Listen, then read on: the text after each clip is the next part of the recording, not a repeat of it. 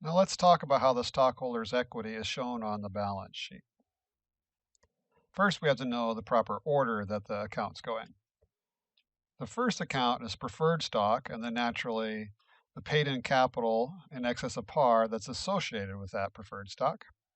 And then we have the most popular stock, common stock.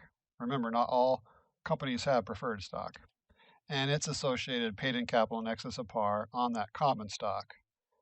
And then we list retained earnings. Remember, retained earnings are our past profits that have not yet been paid out in the form of dividends.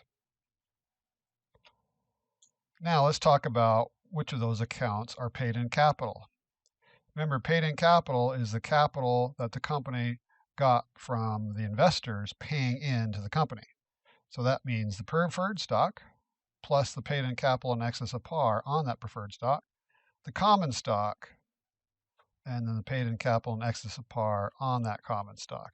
That gives you your total paid in capital. So from the previous slide, it includes everything except for retained earnings. So now let's look how the stockholders' equity is shown on the balance sheet, formatting wise. Notice this is just a partial balance sheet. So we start with the label paid in capital, then the proper order, remember, preferred stock, paid in capital on the preferred, then a common stock, and then paid in capital in excess of par on that common stock, and then we've got total paid in capital.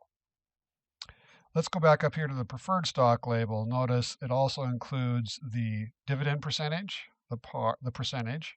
Then we've got the $50 par, and then the number of shares authorized and issued.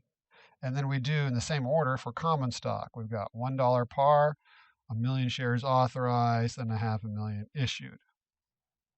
And then so after this label of total paid in capital, we've got our retained earnings.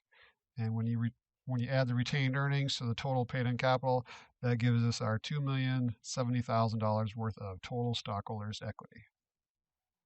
So that's how the equity section is laid out formatting wise on the balance sheet.